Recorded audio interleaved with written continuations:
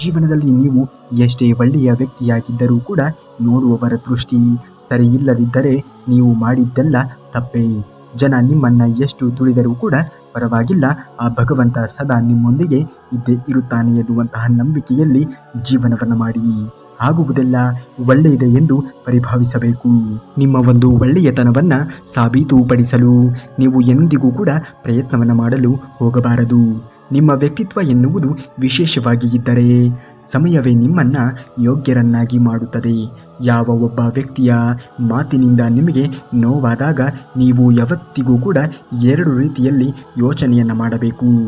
ಮೊದಲನೆಯದು ವ್ಯಕ್ತಿ ಮುಖ್ಯವಾ ಅಥವಾ ಎರಡನೆಯದು ಮಾತು ಮುಖ್ಯವಾ ಎಂದು. ಒಂದು ವೇಳೆ ವ್ಯಕ್ತಿ ಮುಖ್ಯವಾಗಿದ್ದರೆ ಆತ ಆಡಿರುವಂತಹ ಮಾತುಗಳನ್ನು ಮರೆತು ಬಿಡಬೇಕು. ಅದೇ ಮಾತು ಮುಖ್ಯವಾಗಿ ಇದ್ದರೆ ವ್ಯಕ್ತಿಯನ್ನೇ ಮರೆತು ಬಿಡಬೇಕು. ಪ್ರತಿ ವಿಷಯವನ್ನ ತಿಳಿಯದೆ ಕೇವಲವಾಗಿ ಯಾರ ಬಗ್ಗೆಯೂ ಕೂಡ ಮಾತನಾಡಲು ಹೋಗಬಾರದು. ಏಕೆಂದರೆ ಅವರ ಪರಿಸ್ಥಿತಿಗಳು ಸಂದರ್ಭಗಳು ಹೇಗಿರುತ್ತದೆಯೋ ಅವರಿಗೆ ಮಾತ್ರ ಅದು ತಿಳಿದಿರುತ್ತದೆ. ಮಾತನಾಡುವವರಿಗೆ ಅದು ತಿಳಿಯಲು ಸಾಧ್ಯವೇ ಇಲ್ಲ. ಬಾಗುವುದರಿಂದ ನಿಮ್ಮ ಸಂಬಂಧಗಳು ಉಳಿಯುವುದಾದರೆ ನೀವು ಬಾಗಿಬಿಡಿ. ಆದರೆ ಪ್ರತಿ ಬಾರಿಯೂ ಕೂಡ ನೀವೇ ಬಾಗುವುದಾದರೆ ಬಾಗುವುದನ್ನೇ ಬಿಟ್ಟು ಬಿಡಿ. ಮನುಷ್ಯ ಕಳೆದುಕೊಂಡ ಜಾಗದಲ್ಲಿಯೇ ಹುಡುಕಬೇಕು, ಸೋತ ಜಾಗದಲ್ಲಿಯೇ ಗೆಲ್ಲಬೇಕು, ಅವಮಾನಿಸಿದವರ ಜಾಗದಲ್ಲಿಯೇ ಬೆಳೆಯಬೇಕು. ಅಷ್ಟೇ ಅಲ್ಲ, ತಿರಸ್ಕರಿಸಿದವರಿಂದಲೇ ಪುರಸ್ಕರಿಸಿಕೊಳ್ಳಬೇಕು. ಇದೇ ಜೀವನದ ಯಶಸ್ಸಿನ ಗುಟ್ಟು. ಒಂದು ವೇಳೆ ಭಯ ಎನ್ನುವುದು ನಿಮ್ಮ ಜೀವನದಲ್ಲಿ ಆವರಿಸಿದರೆ ನೀವು ತಪ್ಪದೆ ಈ ಎರಡು ಕೆಲಸಗಳನ್ನು ಮಾಡಬೇಕು. ಆಗ ಭಯ ಎನ್ನುವುದು ನಿಮ್ಮಿಂದ ದೂರವೇ ಸರಿದು ಹೋಗುತ್ತದೆ. ಮೊದಲನೆಯದು ಧ್ಯಾನ. ಧ್ಯಾನವನ್ನು ಯಾವ ವ್ಯಕ್ತಿಯು ತಮ್ಮ ಜೀವನದಲ್ಲಿ ಅಳವಡಿಸಿಕೊಂಡು ಬಂದಿರುತ್ತಾನೆಯೋ ಅವನಿಗೆ ಧ್ಯಾನದಿಂದ ಧೈರ್ಯ ಎನ್ನುವುದು ಜೀವನದಲ್ಲಿ ಮೂಡುವುದು. ಹಾಗೆಯೇ ಭಯ ಎನ್ನುವುದು ಜೀವನದಿಂದ ದೂರವಾಗುವುದು. ನೀವು ನಿಮ್ಮ ಜೀವನದಲ್ಲಿ ಗುರಿಯನ್ನು ಅಥವಾ ನೀವು ಅಂದುಕೊಂಡಿರುವಂತಹ ಕೆಲಸವನ್ನು ಸಾಧಿಸಬೇಕು ಎನ್ನುವುದಾದರೆ ಪ್ರತಿನಿತ್ಯವೂ ಕೂಡ ಧ್ಯಾನವನ್ನು ಮಾಡುವುದನ್ನು ಕಲಿತುಕೊಳ್ಳಿ. ಇದರಿಂದ ನಿಮ್ಮ ಆರೋಗ್ಯವೂ ಕೂಡ ಸುಧಾರಣೆಯಾಗುತ್ತವೆ. ನೀವು ಅಂದುಕೊಂಡಿರುವಂತಹ ಕೆಲಸವೂ ಕೂಡ ಸಾಧಿಸಲು ಸಾಧ್ಯವಾಗುತ್ತದೆ. ಹಾಗಾಗಿ ಜೀವನದಲ್ಲಿ ಒಳ್ಳೆಯ ಅಂಶಗಳನ್ನು ಅಳವಡಿಸಿಕೊಳ್ಳಬೇಕು. ಆ ಒಂದು ಒಳ್ಳೆಯ ಅಂಶಗಳಲ್ಲಿ ಧ್ಯಾನವೂ ಕೂಡ ಒಂದು ಎನ್ನುವುದನ್ನು ನೀವು ಮರೆಯಬಾರದು. ವಿಶ್ವದ ಬಹುತೇಕ ಭಾಗದ ಜನರು ಇಂದು ಧ್ಯಾನಕ್ಕೆ ಒಳಗಾಗಿದ್ದಾರೆ. ಕಾರಣ ಅವರ ಒಂದು ಆಹಾರದ ಪದ್ಧತಿಯಾಗಿರಬಹುದು, ಅವರ ಜೀವನ ಶೈಲಿಯಾಗಿರಬಹುದು. ಅದರಿಂದ ಅವರ ಜೀವನ ಶೈಲಿಯಲ್ಲಿ ಅವರ ಆರೋಗ್ಯವನ್ನು ಕಾಪಾಡಿಕೊಳ್ಳುವ ದೃಷ್ಟಿಯಿಂದ ಧ್ಯಾನಕ್ಕೆ ಒಳಗಾಗಿದ್ದಾರೆ, ಯೋಗಾಸನಕ್ಕೆ ಒಳಗಾಗಿದ್ದಾರೆ. ಯಾವ ವ್ಯಕ್ತಿ ಯೋಗಾಸನವನ್ನು ಮೈಗೂಡಿಸಿಕೊಂಡು ಬರುತ್ತಾನೆಯೋ ಆತ ಆರೋಗ್ಯಕರವಾಗಿರುವಂತಹ ಜೀವನವನ್ನು ಕಳೆಯಲು ಸಾಧ್ಯವಾಗುತ್ತದೆ. ಹಾಗಾಗಿ ಧ್ಯಾನ ಮತ್ತು ಯೋಗಾಭ್ಯಾಸ ಎನ್ನುವುದು ತುಂಬಾ ಮುಖ್ಯವಾಗುತ್ತದೆ ಜೀವನದಲ್ಲಿ, ನಿಮ್ಮ ಆರೋಗ್ಯವನ್ನು ಸುಧಾರಣೆ ಮಾಡುವ ನಿಟ್ಟಿನಲ್ಲಿ. ಅದರ ಜೊತೆಯಲ್ಲಿ ನಿಮ್ಮ ಒಂದು ಬುದ್ಧಿಶಕ್ತಿಯು ಕೂಡ ವೃದ್ಧಿಗೊಳ್ಳಲು ಇದು ಸಾಧ್ಯವಾಗುತ್ತದೆ. ಹಾಗೆಯೇ ಮೂರನೆಯದು, ಯಾರನ್ನು ಕೂಡ ಅತಿಯಾಗಿ ನಂಬಲು ಹೋಗಬಾರದು. ಏಕೆಂದರೆ ಅತಿಯಾಗಿ ನಾವು ಯಾರನ್ನ ನಂಬುತ್ತೇವೆಯೋ ಅವರಿಂದಲೇ ನಾವು ನೋವಿಗೆ ಒಳಗಾಗುವುದು, ನಾವು ಚಿಂತೆಗೆ ಒಳಗಾಗುವುದು. ಜೀವನದಲ್ಲಿ ನಿಮಗೆ ಚಿಂತೆ ಎನ್ನುವುದು ಬರಬಾರದು ಎನ್ನುವುದಾದರೆ ಮೊದಲು ನೀವು ಅತಿಯಾಗಿಯೂ ಕೂಡ ಯಾರ ಮೇಲೆಯೂ ನಂಬಿಕೆಯನ್ನ ವಿಶ್ವಾಸವನ್ನ ಇಟ್ಟುಕೊಳ್ಳಲು ಹೋಗಬಾರದು. ಒಂದು ವೇಳೆ ಇಟ್ಟುಕೊಳ್ಳುವುದೇ ಆದರೆ ನಿಮ್ಮ ಮೇಲೆ ನಿಮಗೆ ನಂಬಿಕೆ ಎನ್ನುವುದು ಇರಬೇಕು. ನಿಮ್ಮ ಆತ್ಮವಿಶ್ವಾಸದ ಮೇಲೆ ನಿಮಗೆ ನಂಬಿಕೆ ಎನ್ನುವುದು ಇರಬೇಕು. ಜೀವನದಲ್ಲಿ ಹೊಗಳಿಕೆ ಮತ್ತು ತೆಗಳಿಕೆ ಇವೆರಡನ್ನೂ ಕೂಡ ಸ್ವೀಕರಿಸುವುದನ್ನು ಕಲಿತುಕೊಳ್ಳಿ. ಏಕೆಂದರೆ ಹೂವು ಎನ್ನುವುದು ಅರಳಬೇಕು ಅಂದರೆ ಸುಡುವಂತಹ ಬಿಸಿಲು ಮತ್ತು ತಣಿಸುವ ಮಳೆ ಇವೆರಡನ್ನೂ ಕೂಡ ಸ್ವೀಕರಿಸುತ್ತವೆ. ಹಾಗೆಯೇ ನಾವು ಜೀವನದಲ್ಲಿ ಬೆಳೆಯಬೇಕು ಎನ್ನುವಂತಹ ಗುರಿಯನ್ನು ಇಟ್ಟುಕೊಂಡಿರುವುದೇ ಆದರೆ ಹೊಗಳಿಕೆ ಮತ್ತು ತೆಗಳಿಕೆಗಳನ್ನು ಸ್ವೀಕರಿಸುವುದನ್ನು ಮೊದಲು ಕಲಿಯಬೇಕು. ಬಹುತೇಕ ಸಂಬಂಧಗಳು ಹಾಳಾಗುವುದು ಹೊಡೆದಾಟದಿಂದ ಅಲ್ಲ, ನಮ್ಮ ಬೆನ್ನ ಹಿಂದೆ ಮಾತನಾಡುವುದರಿಂದ. ನೀವು ಮನುಷ್ಯರಾಗಿ ಹುಟ್ಟಿ ಬಂದಿದ್ದೀರಾ ಅಂದ ಮೇಲೆ ನಿಮ್ಮ ಬೆನ್ನ ಹಿಂದೆ ಮಾತನಾಡುವಂತಹ ಜನರು ಇದ್ದೇ ಇರುತ್ತಾರೆ.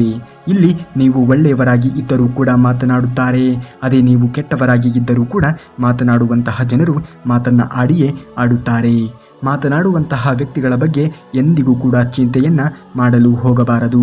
ಅವರಿಗೆ ಅದೊಂದೇ ಕೆಲಸವಾಗಿರುತ್ತದೆ, ಆದರೆ ನಿಮಗೆ ಬಹಳ ಕೆಲಸವಿರುತ್ತದೆ ಎನ್ನುವುದನ್ನು ನೀವು ಮರೆಯಬಾರದು.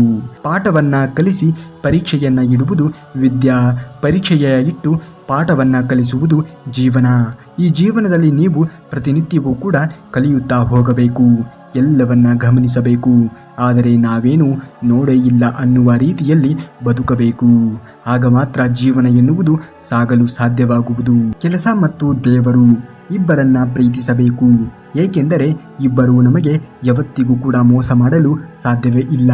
ಅತಿಯಾದ ದ್ವೇಷವನ್ನ ನಿಮ್ಮ ಮನಸ್ಸಿನಲ್ಲಿ ಇಟ್ಟುಕೊಳ್ಳಲು ಹೋಗಬೇಡಿ, ಏಕೆಂದರೆ ದ್ವೇಷ ತುಂಬಿದಂತಹ ಮನಸ್ಸಿನಲ್ಲಿ ಯಾವತ್ತಿಗೂ ಕೂಡ ದೇವರು ಎನ್ನುವುದು ಇರಲು ಸಾಧ್ಯವೇ ಇಲ್ಲ. ದೇವರು ನಿಮ್ಮ ಬಳಿಯಲ್ಲಿ ಇರಬೇಕು. ನಿಮ್ಮ ಜೀವನದಲ್ಲಿ ಬರುವಂತಹ ಎಲ್ಲ ಸಮಸ್ಯೆಗಳಿಗೆ ಒಂದು ಪರಿಹಾರವನ್ನು ಕಂಡುಕೊಳ್ಳಲು ಸಹಾಯವನ್ನು ಮಾಡಬೇಕು ಎನ್ನುವುದಾದರೆ ನೀವು ನಿಮ್ಮ ಮನಸ್ಸಿನಲ್ಲಿ ದ್ವೇಷವನ್ನು ತೊರೆದು ಹಾಕಬೇಕು.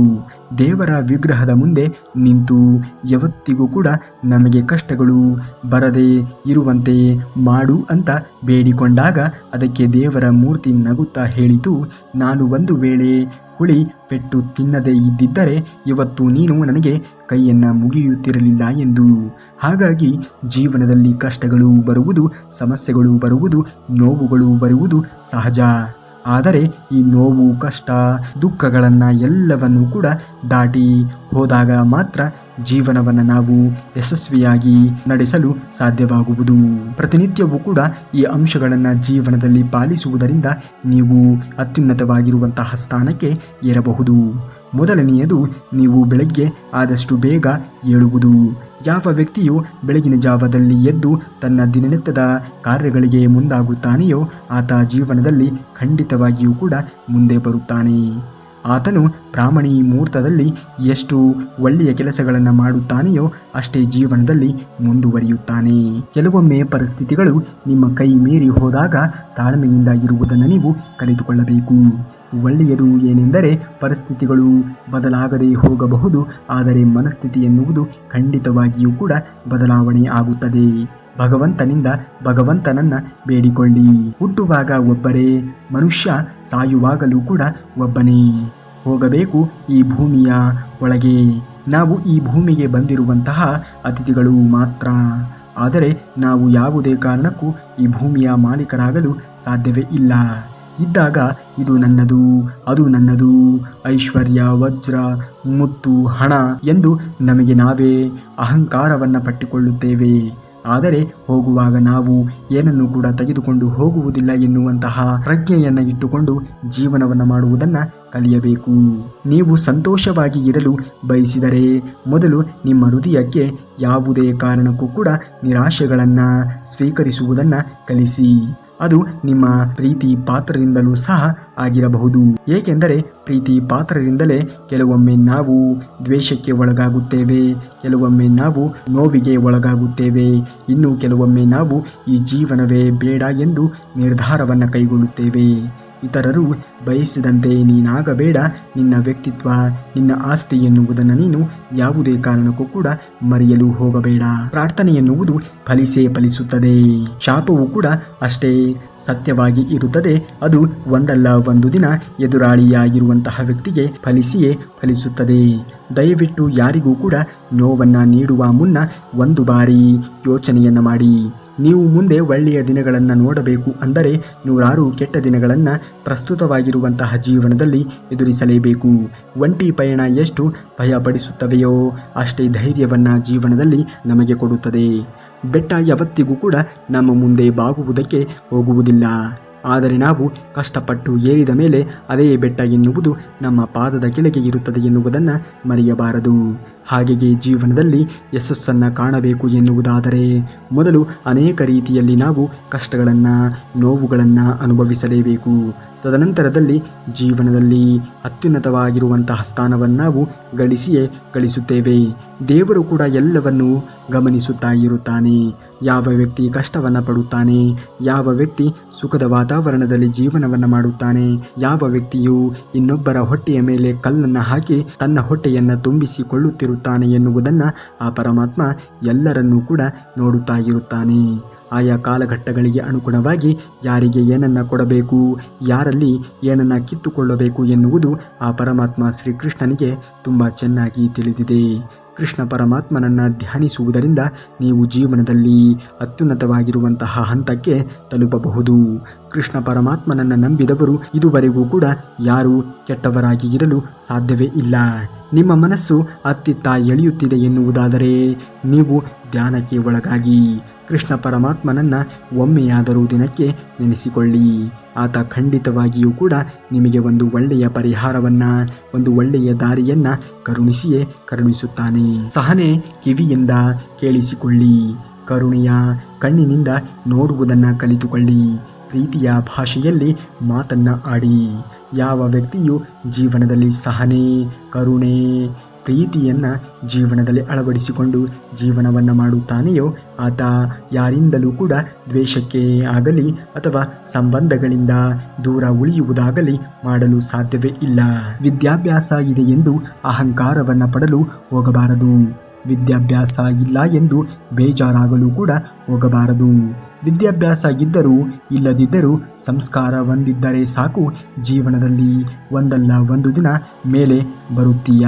ಬೇರೆಯವರ ಪಾಪದ ಬಗ್ಗೆ ಮಾತನಾಡಿಕೊಂಡರೆ ಮತ್ತು ನಾವು ಆಡಿರುವಂತಹ ಮಾತುಗಳು ಒಂದು ವೇಳೆ ಸುಳ್ಳಾಗಿದ್ದರೆ, ನಾವು ಆಡಿರುವಂತಹ ಇನ್ನೊಬ್ಬರ ಬಗೆಗಿನ ಪಾಪದ ಮಾತುಗಳು ಸಂಪೂರ್ಣವಾಗಿ ನಮ್ಮ ಖಾತೆಗೆ ಸೇರಲ್ಪಡುತ್ತದೆ.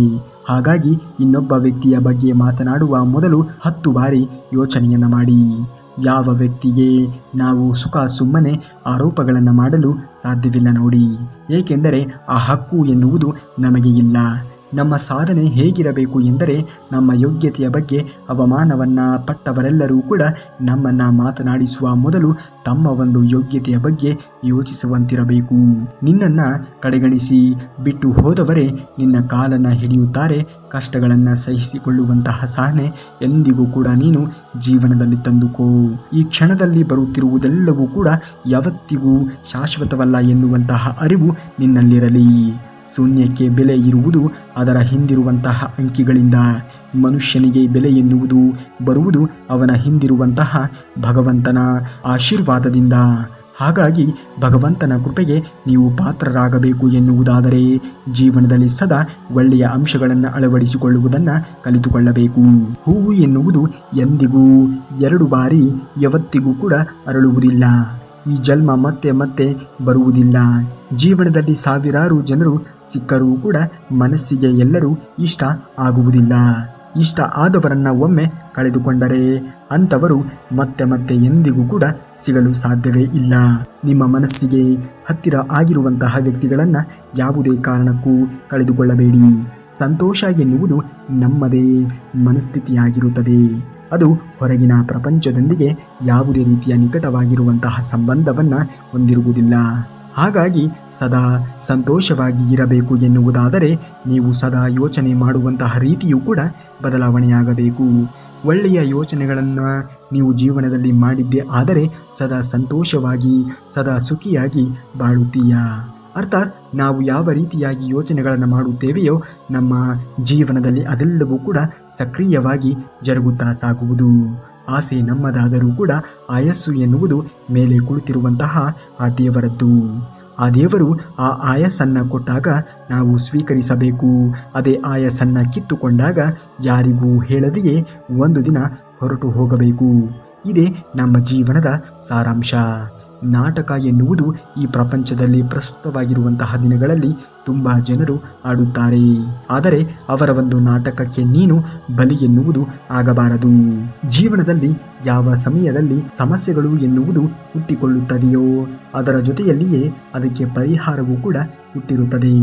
ನಾವು ಜೀವನದಲ್ಲಿ ತಾಳ್ಮೆಯನ್ನು ತೆಗೆದುಕೊಂಡು ಯೋಚಿಸಿ ನೋಡಿದಾಗ ಮಾತ್ರ ಯಾವ ಸಮಸ್ಯೆಗೆ ಯಾವುದು ಪರಿಹಾರ, ಯಾವ ನೋವಿಗೆ ಯಾವುದು ಮದ್ದು ಎನ್ನುವುದು ನಮಗೆ ಗೋಚರವಾಗುವುದು. ನೊಂದ ಒಂದು ಜೀವನಕ್ಕೆ ಧೈರ್ಯ, ನಂಬಿಕೆ ಮತ್ತು ದೇವರು ಇವುಗಳು ಮಾತ್ರ ಶಕ್ತಿಯನ್ನು ಕೊಡುವುದಕ್ಕೆ ಸಾಧ್ಯ. ಭಗವಂತನನ್ನು ನಂಬಿ ಸಾಕು. ಅದೆಷ್ಟೇ ಕೆಟ್ಟದ್ದಾಗಿರಲಿ, ಎಷ್ಟೇ ಕಷ್ಟಗಳೇ ಇರಲಿ, ನಿಮ್ಮನ್ನು ದಡ ಸೇರಿಸಿಯೇ ಸೇರಿಸುತ್ತಾನೆ ಆ ಭಗವಂತ. ನಿನ್ನೆದುರು ನಿಂತು ಮಾತನಾಡುವಂತಹ ಧೈರ್ಯ ಇಲ್ಲದೆ ಇರುವಂತಹ ಕುನ್ನಿಗಳೇ ನಿನ್ನ ಬೆನ್ನ ಹಿಂದೆ ಮಾತನಾಡುವುದಕ್ಕೆ ಶುರು ಮಾಡುತ್ತಾರೆ. ನಿನ್ನ ಬಗ್ಗೆ ಅಪಪ್ರಚಾರವನ್ನು ಮಾಡುವುದಕ್ಕೆ ಶುರು ಮಾಡುತ್ತಾರೆ. ಅಪಪ್ರಚಾರಗಳನ್ನು ಮಾಡುವಂತಹ ವ್ಯಕ್ತಿಗಳ ಬಗ್ಗೆ ಎಂದಿಗೂ ಕೂಡ ಯೋಚನೆಯನ್ನು ಮಾಡಲು ಹೋಗಬೇಡಿ. ಏಕೆಂದರೆ ಅವರು ಏನನ್ನೂ ಮಾಡಲು ಸಾಧ್ಯವೇ ಇಲ್ಲ. ಇನ್ನೊಬ್ಬರ ಬಗ್ಗೆ ಮಾತನಾಡಿಕೊಳ್ಳುತ್ತಾ ಹೀಗೆ ಕಾಲಹರಣವನ್ನು ಮಾಡುತ್ತಾರೆ. ಹಾಗೆಯೇ ನೀವು ಅಂಥವರ ಮಾತಿಗೆ ಬೆಲೆಯನ್ನು ಕೊಡುವುದಾಗಲಿ, ಅಂಥವರ ಮಾತಿಗೆ ತಲೆಯನ್ನು ಕೆಡಿಸಿಕೊಳ್ಳುವುದಾಗಲಿ ಮಾಡಿದರೆ ನೀವು ಜೀವನದಲ್ಲಿ ಅಂದುಕೊಂಡಂತಹ ಗುರಿಯನ್ನು ತಲುಪಲು ಸಾಧ್ಯವಾಗುವುದಿಲ್ಲ. ಮನಸ್ಸಿಟ್ಟು ಕಲಿತಿರುವಂತಹ ಅಕ್ಷರ, ಮೈ ಬಗ್ಗಿಸಿ ದುಡಿದು ತಿನ್ನುವಂತಹ ಅನ್ನ, ಕಷ್ಟಪಟ್ಟು ಗಳಿಸಿದಂತಹ ಸಂಪಾದನೆ, ಇಷ್ಟದಿಂದ ಮಾಡುವಂತಹ ಒಂದು ದೈವ ಭಕ್ತಿ ಯಾರನ್ನು ಯಾವತ್ತಿಗೂ ಕೂಡ ಚಿಂತೆಗೆ ಒಳಗಾಗುವಂತೆ ಮಾಡುವುದಿಲ್ಲ, ಯಾರ ಕೈಯನ್ನು ಕೂಡ ಬಿಡುವುದಿಲ್ಲ. ಎಷ್ಟೇ ದೂರ ಆದರೂ ಕೂಡ ಸರಿ ನೇರವಾದ ದಾರಿಯಲ್ಲಿ ಹೋಗಿ. ಅಡ್ಡ ದಾರಿಯನ್ನ ಹಿಡಿದಂಥವರು ಅಡ್ಡಾದಿಡ್ಡಿಯಾಗಿ ಹೋಗಿದ್ದಾರೆ. ಯಾರು ನಿನ್ನ ಜೊತೆಯಲ್ಲಿ ಇರಲಿ ಬಿಡಲಿ, ನಿನ್ನ ಜೀವನದ ಭಾರವನ್ನು ನೀನೇ ಹೊರಬೇಕು ಎನ್ನುವಂತಹ ಸತ್ಯವನ್ನು ಯಾವತ್ತಿಗೂ ಕೂಡ ಮರೆಯಬೇಡಿ. ಸ್ನೇಹವೇ ಆಗಲಿ, ಸಂಬಂಧಗಳೇ ಆಗಲಿ, ಕೇವಲ ಆ ಕ್ಷಣಕ್ಕೆ ಮಾತ್ರ ಇರುತ್ತಾರೆ. ಅದು ಅವರ ಆಶೋತ್ತರಗಳು ಈಡೇರುವವರೆಗೆ. ಯಾವಾಗ ಅವರು ಅಂದುಕೊಂಡಿರುವಂತಹ ಕೆಲಸ ನಿಮ್ಮಿಂದ ಈಡೇರುತ್ತದೆಯೋ ಆಗ ನಿಮ್ಮ ಸಂಬಂಧ ಎನ್ನುವುದು ಅಳಿಸಿ ಹೋಗುವುದು. ಆಗ ನಿಮಗೆ ಅವರ ಜೀವನದಲ್ಲಿ ಯಾವುದೇ ರೀತಿಯ ಪಾತ್ರವಾಗಲಿ ಮಹತ್ವವಾಗಲಿ ಇರುವುದಿಲ್ಲ. ಯಾವುದು ಮೋಸದಲ್ಲಿ ಸಿಲುಕಿಕೊಳ್ಳುತ್ತದೆಯೋ ಅದು ಒಂದು ದಿನ ಮೋಸದ ಎದುರು ಮಂಡಿ ಊರಲೇಬೇಕು. ಸುಖ ಮಾರ್ಗ ಸಂಘರ್ಷಣೆಗಳಿಗೆ ಕೊಂಡೊಯ್ಯುತ್ತದೆ ಹಾಗೂ ಸಂತೋಷದ ಮಾರ್ಗ ಶಾಂತಿಯ ಎಡೆಗೆ ಕರೆದುಕೊಂಡು ಹೋಗುತ್ತದೆ. ಪ್ರತಿಯೊಂದು ಕತ್ತಲೆ ಮನೆಗೂ ಕೂಡ ಬೆಳಕಿನ ದಾರಿಗಾಗಿ ಒಂದು ಕಿಟಕಿ ಎನ್ನುವುದು ಇದ್ದೇ ಇರುತ್ತದೆ.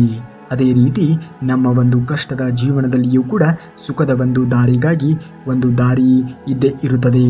ತಾಳ್ಮೆಯಿಂದ ಯೋಚಿಸಿದಾಗ ಆ ದಾರಿ ಯಾವುದು ಎನ್ನುವುದು ನಮಗೆ ಗೋಚರಿಸುವುದು. ಕೆಲವೊಮ್ಮೆ ಕೆಲವೊಂದು ಪರಿಸ್ಥಿತಿಗಳಲ್ಲಿ ಮೌನವಾಗಿ ಇರುವುದರಿಂದಲೇ ನಮ್ಮ ಜೀವನದಲ್ಲಿ ಬಂದಿರುವಂತಹ ಅದೆಷ್ಟೋ ಸಮಸ್ಯೆಗಳು ತಾನಾಗಿಯೇ ಪರಿಹಾರವಾಗುವುದು. ಜೀವನದಲ್ಲಿ ಸಹನೆ ಎನ್ನುವುದು ಇದ್ದರೆ ಸಮಯವೂ ಕೂಡ ನಮಗೆ ಸಹಕರಿಸುತ್ತದೆ. ಸಹನೆ ಕಳೆದುಕೊಂಡರೆ ಸಮಯವೇ ಸಮಸ್ಯೆಯನ್ನು ರವಾನಿಸುತ್ತದೆ. ಕೆಟ್ಟ ದಿನಗಳು ಯಾವತ್ತಿಗೂ ಕೂಡ ಜೀವನದಲ್ಲಿ ಶಾಶ್ವತವಲ್ಲ. ಕೆಟ್ಟ ದಿನಗಳಲ್ಲಿ ನೀನು ಕಲಿತಿರುವಂತಹ ಪಾಠವನ್ನು ಅದು ನಿಮ್ಮ ಸಂಬಂಧಿಕರಿಂದಲೇ ಆಗಿರಬಹುದು, ನಿಮ್ಮ ಪರಿಚಯ ಇರುವಂತಹ ವ್ಯಕ್ತಿಗಳಿಂದಲೇ ಆಗಿರಬಹುದು, ನಿಮ್ಮ ಸ್ನೇಹಿತರಿಂದಲೇ ಆಗಿರಬಹುದು. ಆ ಪಾಠವನ್ನು ಎಂದಿಗೂ ಕೂಡ ಜೀವನದಲ್ಲಿ ಮರೆಯಲು ಹೋಗಬಾರದು. ಕೆಟ್ಟ ಸಮಯದಲ್ಲಿ ತಾಳ್ಮೆಯನ್ನು ತೆಗೆದುಕೋ. ಸಮಯವೇ ಜೀವನಕ್ಕೆ ಒಂದು ಒಳ್ಳೆಯ ದಾರಿಯನ್ನು ತಂದುಕೊಡುತ್ತದೆ. ಆದರೆ ಅಲ್ಲಿಯವರೆಗೆ ನೀನು ಜೀವನದಲ್ಲಿ ತಾಳ್ಮೆಯನ್ನು ತೆಗೆದುಕೊಂಡು ಕಾಯಲೇಬೇಕು. ನೀವೇನಾದರೂ ಶ್ರೀಕೃಷ್ಣ ಪರಮಾತ್ಮನ ಭಕ್ತರಾಗಿದ್ದರೆ ಈ ಕೂಡಲೇ ಈ ವಿಡಿಯೋಗೆ ಒಂದು ಲೈಕನ್ನು ಮಾಡಿ ಹಾಗೂ ಜೈ ಶ್ರೀಕೃಷ್ಣ ಪರಮಾತ್ಮ ಎಂದು ಕಮೆಂಟನ್ನು ಮಾಡಿ. ಪ್ರತಿದಿನವೂ ಕೂಡ ಕೃಷ್ಣನ ವಚನಾಮೃತವನ್ನು ಕೇಳಲು ತಪ್ಪದೇ ನಮ್ಮ ಚಾನಲ್ನ ಸಬ್ಸ್ಕ್ರೈಬ್ ಮಾಡಿಕೊಳ್ಳಿ. ಮುಂದಿನ ವಿಡಿಯೋದಲ್ಲಿ ಸಿಗುವವರೆಗೂ ಧನ್ಯವಾದ. ಕರುನಾಡಿಗೆ.